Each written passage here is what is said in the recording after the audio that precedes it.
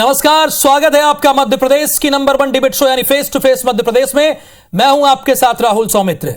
मध्य प्रदेश में बीएचपी ने वक्फ बोर्ड के औचित्य पर सवाल उठाते हुए उसे कटघरे में खड़ा कर दिया है।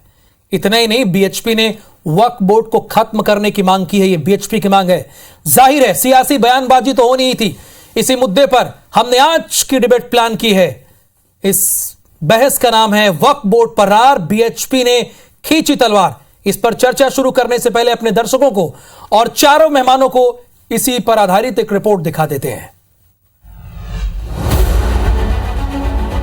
वक्फ बोर्ड पर रार, बीएचपी ने खींची तलवार। मध्य प्रदेश में वक्फ बोर्ड पर एक बार फिर सियासत गरमाने लगी है। इस बार विश्व हिंदू परिषद ने वक्फ बोर्ड के वजूद पर ही सवाल उठा दिया है। बीएचपी की माने तो वक्फ बोर्ड के जरिए जमीनों पर अवैध कब्जे हो रहे हैं, इसलिए इसे खत्म कर देना चाहिए। बीएचपी की मांग पर एआईएमआईएम ने कहा है कि सरकार मुस्लिम संस्थाओं का भगवाकरण करना चाहती है। वहीं कांग्रेस का कहना है कि बीएचपी हिंदुओं की समस्या और मुद्दों को उठाने के बजाय मुस्लिमों पर सियासत कर रही है। एक पूरा रिसर्च किया है कि यह कैसे पक्षपाती स्वरूप का कानून है और इसलिए एक बहुत बड़ी रणनीति के ऊपर हम आगे इसमें चल रहे हैं और वक्फ कानून जो है इसको निरस्त करना चाहिए, हमारा मत है। तो इसलिए इसके लिए हम प्रयास कर रहे हैं, उसका रिजल्ट भी आएगा। आपने भगवाकरण कर रखा है पूरे देश में। जितनी भी संस्थाएं, चाहे वो सरकारी हो गैर सरकारी हो, जब वहां भगवाकरण करके रखा हुआ था, इसको करने में क्या दिक्कत है भाई? इसका भी भगवाकरण कर लो, आप अपने हिसाब से इसे भी चला लो। मोहन भागवत जी कह चुके हैं कि भारत में रहने वाले हर व्यक्ति का हिंदू का डीएनए है। तो अगर हर व्यक्ति का डीएनए, तो ये घर वापसी किसकी करा रहे हैं? भारत में रहने वाला तो हर व्यक्ति हिंदू है। तो भारतीय जनता पार्टी की इस बात को क्या ये खारिज करते हैं? इस बात का जवाब दे दें। इधर बीजेपी इस मुद्दे पर बेहद संजीदा है। बीजेपी नेताओं ने कहा वक्फ बोर्ड को लेकर शिकायतें मिल रही हैं और सरकार उन विषयों पर गंभीर है। बीएचपी की मांग पर बीजेपी ने ठोस कदम उठाने की बात कही है।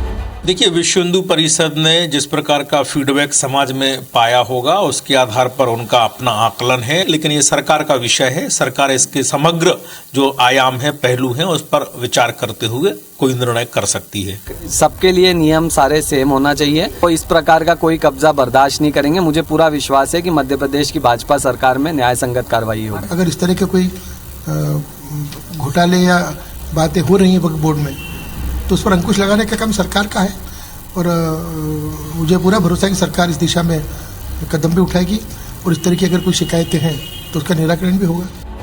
धर्मांतरण और लव जिहाद को लेकर मध्य प्रदेश सरकार जीरो टॉलरेंस मोड में है। अब वक्फ बोर्ड पर बीएचपी के आरोपों के बाद सियासी ध्रुवीकरण होने लगा है, जिसके नतीजे आने वाले चुनाव पर असर डालेंगे। Bureau report, IBC24। तो सवाल यही उठ खड़ा हुआ है कि बीएचपी ने ये डिमांड क्यों की है, ये मांग क्यों की है, और यह भी उठ रहा है सवाल कि आखिरकार भगवाकरण की क्या ये कोशिश है, जिस तरह से मुस्लिम संगठन ये बातें कह रहे हैं। और आज इसीलिए face to face Madhya Pradesh में हम एक बड़ी बहस करने जा रहे हैं कि वक्फ बोर्ड पर जो रार है उस पर बीएचपी ने क्यों तलवार खींची हुई है। इसमें कांग्रेस और भारतीय जनता पार्टी का क्या कहना है, क्या मानना है, उससे उनकी राय जानेंगे। तो 3 खास मेहमान आपको स्क्रीन पर दिख रहे हैं। बृजगोपाल लोया जी भारतीय जनता पार्टी के प्रवक्ता हैं, बहुत स्वागत है बृजगोपाल जी। और संतोष गौतम जी हमारे साथ हैं, कांग्रेस के प्रवक्ता हैं। संतोष जी, आपका भी बहुत स्वागत है। और साथ ही साथ तौकीर निजामी जी हैं, जो कि एआईएमआईएम के नेता हैं, आपका भी बहुत स्वागत। और थोड़ी देर में हमारे साथ बीएचपी के नेता भी जुड़ेंगे, उनसे भी बातचीत करेंगे। तो क्या इस तरह की कोई शिकायत आपके पास आई है तो सरकार ने इस पर क्या एक्शन लिया है? बृजगोपाल जी, मेरा सवाल आप ही से है और सभी मेहमानों से एक रिक्वेस्ट है कि रोज हम 1.5 मिनट दिया करते थे, चूंकि आज 4 मेहमान हैं इसलिए हम सबको 1 मिनट दे रहे हैं।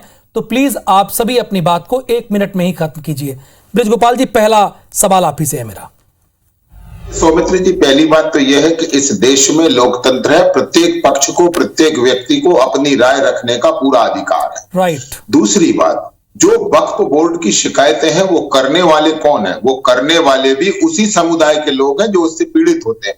किस तरह प्रॉपर्टियों का वक्फ बना दिया गया, फिर उनका बेजा इस्तेमाल किया गया, फिर उनको निजी उपयोग में इस्तेमाल किया गया, किस तरह उन संपत्तियों को बेच दिया, ये जो वक्फ की शिकायतें हैं, ये जो प्रश्न है ये बिल्कुल वाजिब है। और दूसरा आपने एक प्रश्न किया है घर वापसी का, उसमें जो कांग्रेस के हमारे सम्मानीय नेता बात कर रहे थे, कि जब मोहन भागवत जी कहते हैं कि डीएनए एक है, हम केवल पूजा पद्धति संस्कार की बात नहीं कर रहे हैं, हम तो ये कह रहे हैं कि राष्ट्रीयता ही हिंदुत्व है और राष्ट्र का जो गौरव है वही हिंदुत्व है। हम किसी की पूजा पद्धति पर उंगली नहीं उठा रहे हैं। और ये जो वक्फ की संपत्तियों का मामला है, इससे कोई हिंदू समाज या भगवाकरण जो शब्द इस्तेमाल हो रहा है, ये शब्द गलत इस्तेमाल हो रहा है। इसमें वक्फ में जितनी भी जो भगवाकरण का इस्तेमाल हो रहा है वो गलत है। संतोष गौतम जी, शिकायत करने वाले भी उसी समुदाय के हैं, इसलिए सरकार के रहते हुए एक्शन तो लेना पड़ेगा। कंप्लेन आएगी और कोई भी अपनी बात रख सकता है। संतोष जी,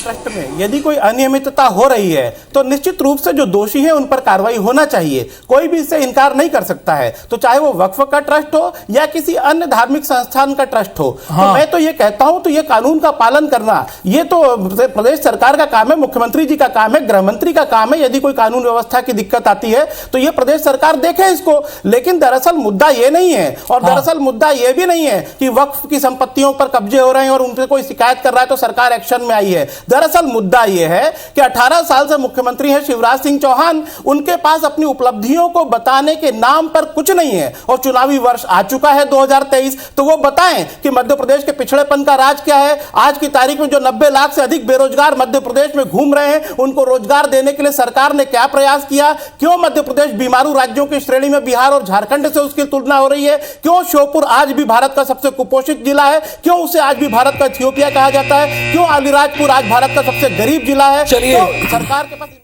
यानी संतोष जी का कहना है कि ये भटकाने की कोशिश हो रही है। तो निजामी साहब, ये सवाल मेरा आपसे है कि आपको क्यों लगता है कि संस्थाओं को भगवाकरण की कोशिश हो रही है?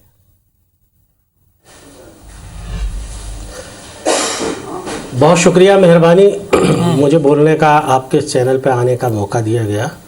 जी, सबसे बड़ी बात यह है, देखिए पूरे देश का मामला जहां तक देख लें आप, आज मुस्लिम समाज के लोगों के ऊपर संघ या भारतीय जनता पार्टी की तलवार क्यों लटक रही है, आप इसको समझने की कोशिश करिए।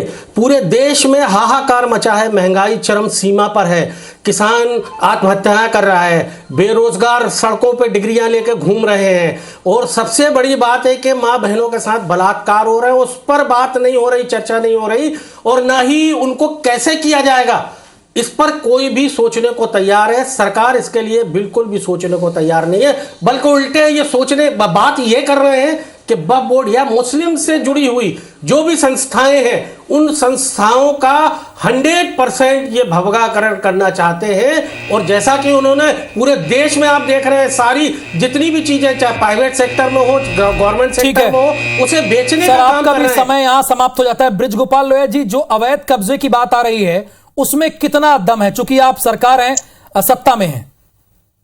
दो बातें आपको पहले करूं। सबसे पहले तो ये करूं कि जिसको आज जिन पर कार्रवाई हो रही है वो इतना नाराज क्यों है, क्योंकि इस देश में 2013 के पहले तक अल्पसंख्यक समुदाय के तुष्टीकरण के नाम पर, इस्लाम और मुसलमान के नाम पर चलने वाली संस्थाओं को पोषित किया गया। 2013 में यूपीए 2 की गवर्नमेंट ने एक कानून लाए कि जो भी जमीन खाली पड़ी है, जिसका कोई मालिकाना हक नहीं है, उस जमीन को वक्फ की संपत्ति घोषित कर दी जाए। आज हमने इस पर रोक लगाई है। क्या इस देश की संपत्ति किसी वक्फ की हो जाएगी? इस पर इसलिए जितनी बेचैनी है। दूसरी बात, आपको मालूम है कि भोपाल में किस तरह भारत टाकीज जैसे भोपाल के प्रीमियम जगह पर, जो कमर्शियल जगह है, वहां किस तरह वहां जो कब्रिस्तान है उसकी जमीनें बेच दी गई, वहां दुकानें बनाकर बेच दी गई। और वो शिकायत करने वाले लोग कौन है? यदि आज वक्फ की संपत्ति का संरक्षण होता है तो किसकी संपत्ति का संरक्षण होगा? परंतु वक्फ के नाम पर बेवकूफ बनाना छोड़िए। दूसरी बात मैं एक आपसे करूं कि आप किस तरह से मुद्दों को मैनिपुलेट करेंगे। मैं आपसे फिर कह रहा हूं कि यदि आपने गैर कानूनी किया है तो उसकी सजा आपको मिलेगी। और जो अभी संतोष गौतम जी कह रहे थे कि वो किसी भी धर्म संप्रदाय का हो, हमने इस पर कभी ऐतराज नहीं किया। आइए संतोष गौतम जी, अगर कहीं भी अनियमितता हो रही है तो विपक्ष के नाते आपका भी कर्तव्य है कि आप सरकार का ध्यान आकर्षित करें, आप आकर्षित करें। हम तो ये कह रहे हैं संतोष जी आप कि चोर का सरकार का ध्यान आकर्षित करेंगे आप। देखिए, वो तो कह रहे हैं जो गलत होगा कार्रवाई तो होगी उस पर। देखिए बिल्कुल राहुल जी, ब्रज गोपाल जी ने मेरे उठाए हुए एक भी प्रश्न का जवाब नहीं दिया। वो हिंदू मुस्लिम पर बताइए ना किस प्रश्न का जवाब चाहिए। 21,000 किसानों ने आत्महत्या की। सुन तो लीजिए पहले, 1 मिनट मेरा पूरा हो जाएगा नहीं तो आपकी बात में। मैं ये कह रहा हूं 21,000 किसानों ने आत्महत्या की, उस पर कोई जवाब नहीं। इसी प्रदेश में व्यापम ई टेंडरिंग और कारम जैसे घोटाले हुए, उस पर कोई जवाब नहीं। मुख्यमंत्री का जो जिला है उसमें बुधनी में ही अवैध ट्रैक्टरों से दिन भर खुदाई हो रही रेत की, नर्मदा नदी का सीना छलनी कर दिया गया है, और वह मुख्यमंत्री की नाक के नीचे यदि भ्रष्टाचार हो रहा है, रेत की अवैध खुदाई हो रही है, तो या तो मुख्यमंत्री या वो अंधे। इसी विषय पर बहस कर रहे हैं। मैंने 3 से 4 घंटे जो मेहनत की वही तो बता रहा हूं, टॉपिक पे रहिए ना। नहीं टॉपिक राहुल जी विषय पर बोल ही नहीं सकते हैं।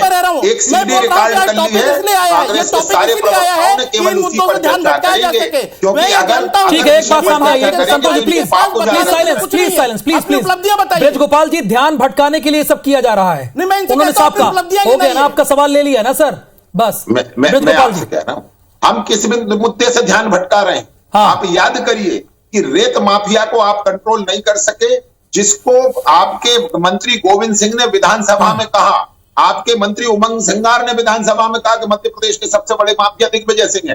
क्या कहना क्या चाहते हैं आप? और मुद्दे पर चर्चा इसलिए नहीं करना चाहते हैं आप कि मुद्दे पर अगर आप चर्चा करेंगे तो कांग्रेस के 75 सालों के पाप खुलकर बाहर आ जाते हैं, इसलिए मुद्दे को हमेशा भटकाने की चर्चा होती है।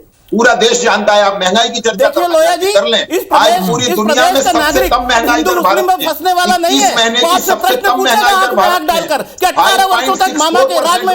मैं आपको मुझे मालूम है संतोष गौतम जी, आप किसी मुद्दे पर चर्चा नहीं कर, अरे मैं आपसे पूछता हूँ, मैं आपसे पूछता हूँ, आप इस तरह से प्रदर्शित करना चाहते हैं जैसे कांग्रेस की सरकार के दौरान। जवाब दीजिए इसका, आप जवाब दीजिए ना, क्यों एनसीआरबी की रिपोर्ट है, जो केंद्र सरकार की एनसीआरबी की रिपोर्ट है, वो कहती है यहाँ पे महिलाओं के साथ, यहाँ पर बच्चियों के साथ किसी विषय का जवाब नहीं, आपके पास किसी मुद्दे का जवाब नहीं, केवल लोगों को भ्रम में फैलाना, लोगों से झूठ बोलना, उन्हें भ्रम फैलाना और इस तरह से प्रदर्शित करना कि जैसे कांग्रेस की सरकार के दौरान पोषण आहार के पैसे कौन खा गया, इन बच्चों के कुपोषित होने का जवाबदार कौन है? आप भ्रम फैला रहे हैं, ये लोगों में जो आप अविश्वास पैदा कर रहे हैं, दुर्भाग्यपूर्ण है।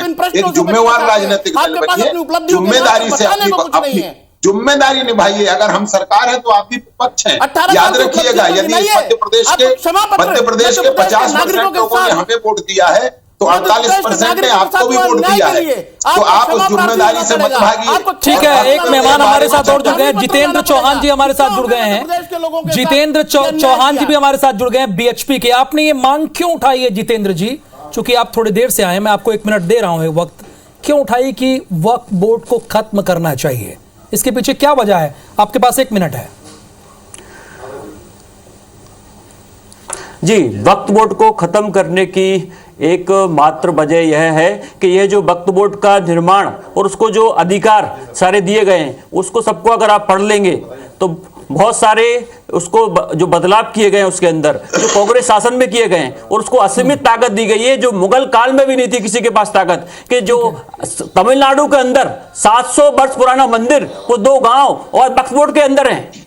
जब वो रजिस्ट्री कराने गए तो उनको पता चला कि आप तो वक्फ बोर्ड इसकी रजिस्ट्री नहीं कर सकते, इस मकान को बेच नहीं सकते। तो इस प्रकार की ताकत कहां से आई कि आप किसी भी पुरानी की एक तरीके से ये एक कांग्रेस सरकार के दौरान बनाया गया लॉन्ड। जितेंद्र जी, आप ये कह रहे हैं कि जो असीमित ताकत दी गई है, सुनिए ना जरा, फेस टू फेस बात करते हैं ना। जितेंद्र चौहान जी, आप ये कह रहे हैं कि वक्फ बोर्ड को इसलिए खत्म करना चाहिए कि उनके पास असीमित ताकत है, ये आप कह रहे हैं जी, और उससे वो कुछ भी कर सकते हैं? जरा बताइए, क्लियर खोल के बताइए आप। उससे ये कर सकते हैं कि आपका जमीन मकान है, उस मकान को अगर उनको लगता है कि इसको वक्फ बोर्ड में लाना चाहिए, वो एक प्रस्ताव पास करेंगे, वो एक कमेटी की, उनकी कमेटी, उस कमेटी के एक नोटिफिकेशन में डाल देंगे, किसी को कोई नोटिस नहीं जाएगा, किसी के पास कोई जानकारी नहीं जाएगी, और 30 दिन के अंदर अगर आपने उस पर कोई अपील नहीं की, चूंकि आपको जानकारी मिलेगी नहीं, तो निजामी जी बैठे हुए हैं ना, कहीं भी आप अपील नहीं कर सकते। तौकीर निजामी जी बैठे हुए हैं और हाई कोर्ट में ही आपको जगह मिलेगी, कहीं सुनवाई नहीं है। तौकीर जी ये कह रहे हैं कि जमीन को कब्जाने का अच्छा जरिया है ये जी।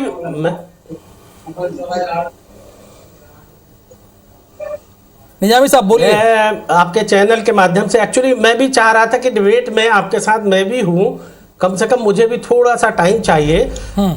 देखिए, कांग्रेस और बीजेपी की एक नूरा कुश्ती है जो आप देख रहे हैं, उसको बहुत अच्छे से वक्फ बोर्ड, भाई मुस्लिम समाज की संपत्तियां मुस्लिम समाज के लोगों ने जो राजे महाराजे थे या जिनके पास लैंड ज्यादा थी, उन लोगों ने अपनी अपनी जमीनों को दिया हुआ है कि हमारे समाज के जो गरीब तबके के लोग हैं, जिनके पास साधन नहीं है, सत्ता या लोग परेशान हैं, उनमें इन सब चीजों को बांटने के लिए सारी जमीनें, सारा सिस्टम किया गया है। मैं मानता हूं कि कहीं ना कहीं हो सकता है कि उसमें कोई भी भ्रष्टाचार या कहीं भी किसी भी तरह का कोई मामला अगर आता तो सरकार में बैठे सौमित्र जी, उनको उसको निपटाना चाहिए।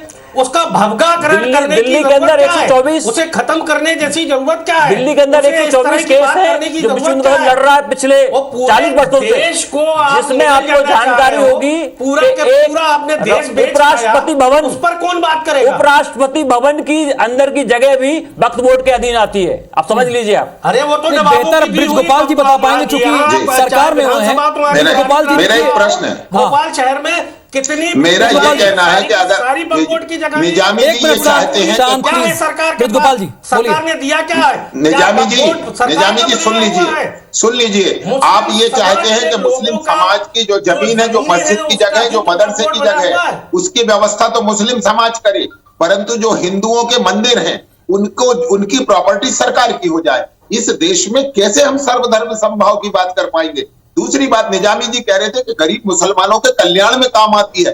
पूरे मध्य प्रदेश में एक गरीब मुसलमान का नाम बता दे जिसे आपने आज तक वक्फ के माध्यम से लाभ पहुंचाया हो। बल्कि आपने गरीब मुसलमानों, ये तो बहुत बड़ा चैलेंज दे रहे हैं, चैलेंज कर रहे हैं बहुत निजामी साहब, बहुत बड़ा चैलेंज, पूरी गंभीरता से, गरीबों के लिए तो है ही नहीं है, बहुत बड़ा चैलेंज है, बल्कि गरीब मुसलमानों की जगहों को कब्जा करके उनका वक्फ बना दिया गया।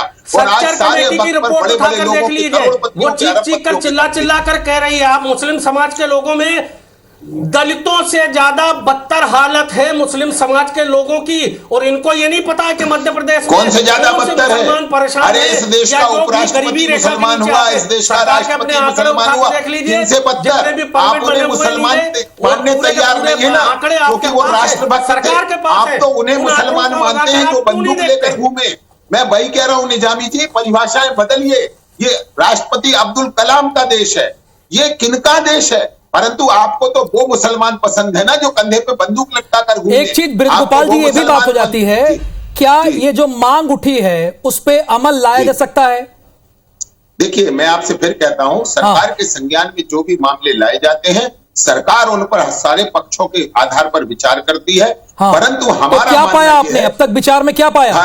बीएचपी ने आवाज उठाई, क्या पाया आपने? वही मैं आपसे कह रहा हूं, हमारा स्पष्ट मानना है भारतीय जनता पार्टी का कि संतुष्टि सभी की और तुष्टिकरण किसी का नहीं। जो कानून संपन्न है, जो अधिकार है, जिसको जो मिलना चाहिए उसको मिलना चाहिए। अधिकारों का दुरुपयोग किसी हालत में बर्दाश्त नहीं होगा, चाहे वो वक्फ बोर्ड का हो, चाहे किसी। निजामी साहब कह रहे हैं कि दुरुपयोग नहीं होने देंगे, हम ये वादा कर रहे हैं। नहीं, पूरे मैं तो आपसे कह रहा हूं, निजामी साहब अगर भोपाल से जुड़े हैं तो निजामी साहब भोपाल का बोलिए एक मिनट प्लीज, जहां पर कब्रिस्तान की पूरी भूमि को बेच दिया गया, प्रीमियम जगह बता रहा हूं भोपाल की, इसकी आज अरबों रुपए कीमत है, अरबों रुपए से जुड़ा हुआ हूं और भोपाल की ही बात कर रहा हूं आपसे। पूरे मध्य प्रदेश मैं पूछ रहा हूं ना, कहां गया भारत का हमारे सम्मानीय जो प्रवक्ता यहाँ है उनसे भी पूछना चाहता हूं, आपसे भी। अरे शिशु मंदिर की कब जांच कराओगे? या उसको कौन से मंदिर की? बोलिए ना, शिशु मंदिर आप शिकायत करिए, हम उसकी भी जांच कराएंगे। मैंने आपसे कहा ना, आप कहिए ना, की जांच करोगे, एक बात और बता रहा हूं, बंद करने की बात करोगे, चोर के पीछे छुपकर चोरी नहीं छुपेगी, किसी के पीछे छुपकर चोरी नहीं छुपेगी। ऑडिट होती है, उनका पूरा रखरखाव है, सरकार के पास पूरी जानकारी है। नहीं तो अभी तक कांग्रेस सरकार कब तक बंद कर लेती? 15 साल सरकार रहा कांग्रेस का, कभी भी बंद कर सकती थी। जांच कराओ, उसको भी बंद कराओ। हम तो कह रहे हैं संतोष गौतम जी, इसमें घूम फिर के आपकी भूमिका आ जाती है। एक मिनट, कांग्रेस प्रवक्ता की भी राय ले लेते हैं। घूम फिर कर बात आप ही पर आ गई संतोष जी। बिल्कुल बिल्कुल, आप ही जनक है कहा जा रहा है। देखिए, मैं तो एक बात स्पष्ट कर दूं, देखिए एक बात मैं स्पष्ट कर दूं कि भारतीय जनता पार्टी का वक्फी संपत्तियों से कब्जे से कोई लेना देना नहीं है। दरअसल उसकी जमीन खिसक रही है और इसीलिए पहले साध्वी प्रज्ञा ने कहा कि तेज करा लो, अब बीएचपी मैदान में आई है, कल को बजरंग दल आएगा और इनका काम केवल एक ही है कि भारतीय जनता पार्टी की कमियों को ढकना, वरना सबसे बड़ा माफिया तो इस मध्य प्रदेश में ज्योतिरादित्य सिंधिया है। मैं नहीं कह रहा हूं, प्रभात झा ने बोला था कि सबसे अधिक ट्रस्टों की जमीनों पर कब्जे। इस बहस के निष्कर्ष पर पहुंचते चारों मेहमानों को मैं 20 सेकंड दूंगा, अपनी बात रखिएगा, दूसरे के बारे में मत बोलिएगा। ब्रिजगोपाल जी, शुरुआत में आपसे करूंगा, फाइनल कमेंट। मैं आपको बताता हूं, मध्य प्रदेश और देश की सरकार ने, भारतीय जनता पार्टी की सरकारों ने एक भी योजना ऐसी नहीं लाई जो किसी वर्ग विशेष के लिए हो। हम यदि मकान दे रहे हैं तो सबको, गैस का कनेक्शन दे रहे हैं तो सबको। इसीलिए हम गर्व के साथ कहते हैं, संतुष्टि सभी की, तुष्टिकरण किसी का नहीं। बिल्कुल। संतोष गौतम जी, देखिए, मैं तो केवल एक चीज पूछूंगा, अभी ताजा मामला हुआ है कि गोविंद राजपूत जी को 50 एकड़ से अधिक जमीन जो है दहेज में मिली है। तो दहेज की भूमि पहले सिंचित थी, बाद में असिंचित कैसे हो गई? या तो सरकार अंधी है या सरकार भ्रष्ट है। गोविंद राजपूत भ्रष्ट है और शिवराज सिंह भ्रष्ट है, और यदि नहीं है तो नेत्रहीन है। नहीं तो जांच कराइए कि सिंचित जमीन बाद में सिंचित कैसे हुई और दहेज में कैसे मिली। और जो प्रभात झा ने आरोप लगाया कि ज्योतिरादित्य सिंधिया मध्य प्रदेश की सबसे जितेंद्र चौहान जी, विश्व हिंदू परिषद का साफ मानना है कि जो वक्फ बोर्ड की जो कानून अधिकार दिए गए हैं उन सबको तुरंत वापस लिया जाए, वक्फ एक्ट को भंग किया जाए और वक्फ बोर्ड को भंग किया जाए, क्योंकि कहीं ना कहीं ये जमीन कुछ कब्जाने का ही एक षड्यंत्र है। चलिए, अच्छी बात है, आपने 8 सेकंड पहले बात को खत्म कर दिया। निजामी साहब, फाइनल स्टेटमेंट।